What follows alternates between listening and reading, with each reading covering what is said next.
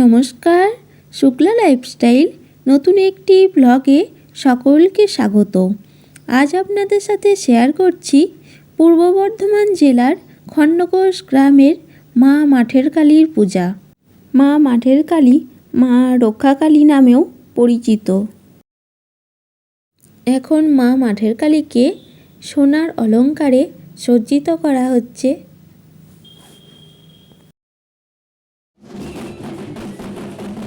এই দেখুন মা আসছে।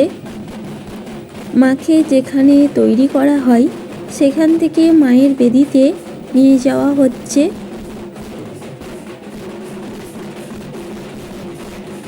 আর কত মালা দিয়েছে দেখুন।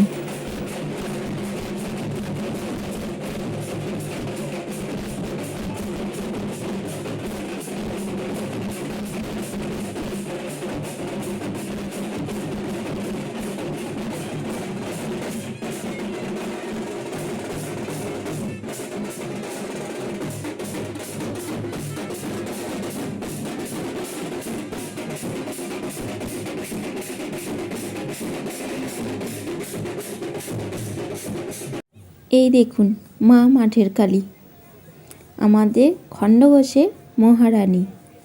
জয় মা মাঠের কালী, সবার মঙ্গল করো মা। এখন মাকে শিব মন্দিরের সামনে দিয়ে নিয়ে যাওয়া হচ্ছে। বাবা বুড়ো শিবের সাথে সাক্ষাৎ করানো হলো। সে ভিডিও আর করা হয়নি।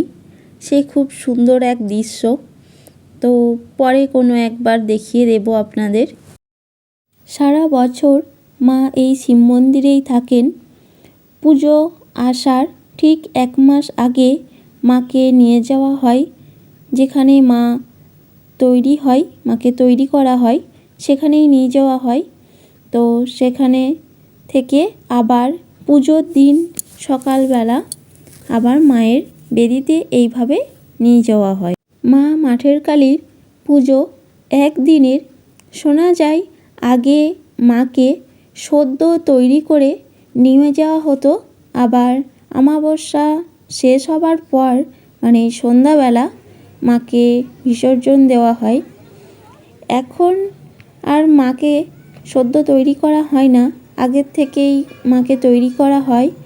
আর যেদিন মায়ের পুজো সেদিন শুধু একটা আঙুল তৈরি করা হয়, যাতে নিয়ম রক্ষা হয়। মা মাঠের কালীর পূজা কিভাবে শুরু হয়েছিল সেই কাহিনী কিছুটা বলবো। প্রায় 600 বছর আগে পূর্ব বর্ধমান জেলার খণ্ডঘোষ গ্রামে মহামারী দেখা দেয়।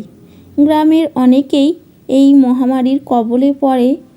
তারপর থেকেই মা মাঠের কালীর পূজা শুরু করা হয়। তাতে গ্রামের মানুষজন এই মহামারী থেকে রক্ষা পায়। তারপর থেকেই চলে আসছে মা মাঠের কালীর পূজা। প্রতি বছর ফাল্গুন মাসে শিবরাত্রির পরের দিন অমাবস্যা তিথিতে মায়ের পুজো হয়। একদিনের পুজো।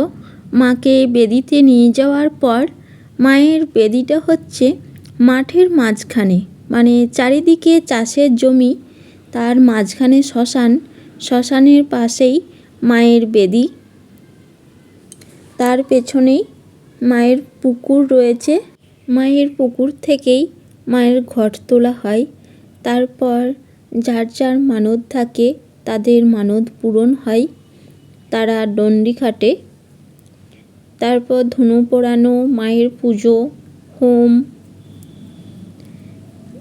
এইরকমভাবেই সারা দিন চলে যায়।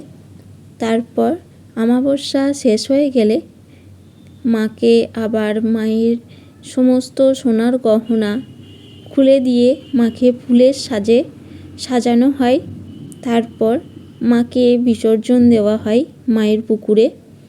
আবার 8 দিন পর ওখান থেকে মায়ের পাটা তুলে আবার শিব মন্দিরে অষ্টমঙ্গলার পুজোও হয়।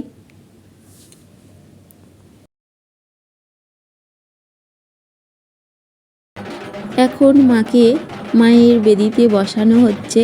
সমস্ত ছাতা ও পাখা ওগুলো সরিয়ে নেওয়া হয়েছে। তো দেখুন কিভাবে মাকে মায়ের বেদিতে বসানো হয়। জয় মা মাঠের কালী।